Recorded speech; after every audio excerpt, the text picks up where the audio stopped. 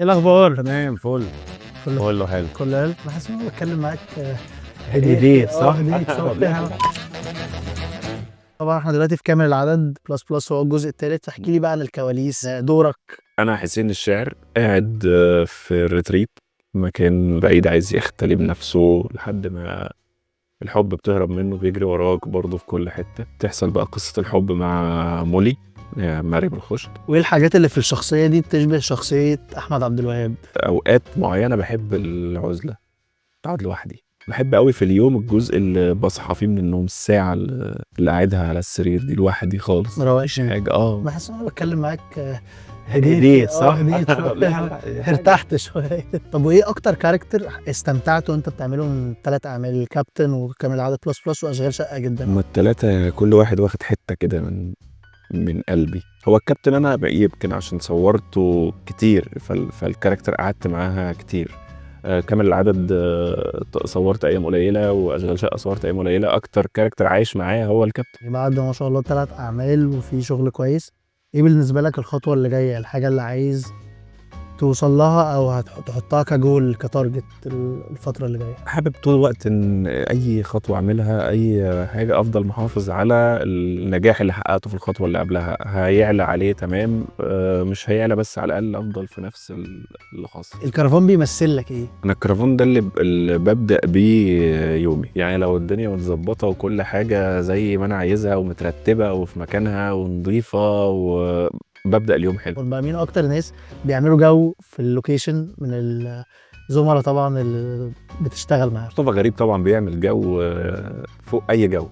هو جو لوحده مصطفى غريب. لازم لو المكان هادي، لو احنا ساكتين، لو مصطفى غريب جه بتعرفه من بعيد. اللوكيشن برضو مع اكرم جميل جدا. دايما انا جار اكرم في الكرفان طول الوقت. كرفان وانا وراه، ايه سامعها قدام. يعني احنا الثلاثه اللي كرفاناتنا جنب بعض، فطول الوقت برضو في هزار ولعب واكل. بريك مع معتز التوني ملك الاكل. طب دلوقتي احنا مع مجازات في الكرفان، ومعانا بقى اسئله الجمهور بيقول لك ايه بقى، بما اننا في الكرفان، لو اخدت الكرفان ده ورحت على الصحراء، مين الشخص اللي هتاخده معاك من حياتك الطبيعيه ومن العمل، من اي عمل من اللي عملته من زملاء يعني، وايه الحاجه اللي هتاخدها معاك في الكرفان ده؟ هتقعد يوم كامل ما بتعملش اي حاجه غير ان معاك الشخص ده ومعاك الحاجه اللي اخدتها معاك دي. شخص من الحياه هاخد داليا مراتي، عشان دي الاجابه النموذجيه. هتروح كده كده مظبوط. طبعا مش هاخد مين في التصوير، لا في معتز التوني طبعا. المخرج طبعا. تاخد معتز التوني معاك في اي مكان، ضحك ضامن ضحك وضامن انبساط. كان ممكن اخد مصطفى غريب، بس برضه هيبقى في سنه ازعاج،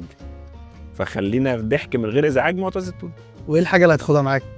مع السماعه يبقى اخد الموبايل. من شخصيتك حسيتك مش تاخد الموبايل، هتسيبه على جنب عشان تروق؟ لا برضه يعني ابقى في وسيله تواصل وانا اللي سايبها.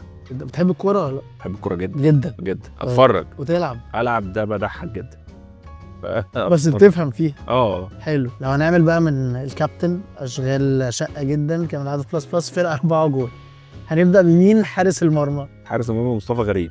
حلو. بس مع انه ممكن يجيب سيب المرمى ويطلع قدام، لانه ما بيهداش، ما بيقعدش في حته. سيب المرمى بس مصطفى غريب حارس المرمى طبعا. الدفاع اكرم حسني، لانه مش هيتحرك، وهو برضه هادي كده وقاعد. واكرم حسني في الدفاع، ومعتز التوني. خط الوسط هشام ماجد خط وسط. هو في الحياه خط وسط، بيعرف ازاي يهندل هنا ويهندل هنا ويظبط ده ويظبط. فهو هيستلم من الدفاع، يسلم للهجوم، والدنيا تبقى لذيذه. بيلعب بالشوكه والسكين، وهادي وجميل. وفي الهجوم مفيش يعني، اظن دينا الشربيني. صح كده. اتراكتيف جدا. مفيش دفاع يقدر يقف قدامه، او تجيب اجوان وهتبقى زي الفل. مفيش مدافع. هو ده.